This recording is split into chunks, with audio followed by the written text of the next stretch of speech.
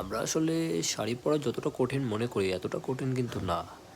Just আপনি ২-৪টা step যদি follow করেন তাহলে কিন্তু খুব ইজিলি আপনি ১-২ মিনিটের মধ্যে শাড়িটা পরে ফেলতে পারবেন।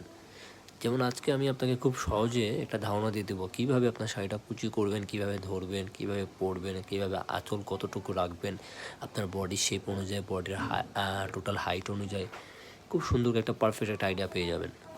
জাস্ট আপনি আমার ভিডিওটা দেখেন শেষ পর্যন্ত। আর যাওয়ার আগে অবশ্যই লাইক, কমেন্ট, সাবস্ক্রাইব করে দিয়ে যাবেন।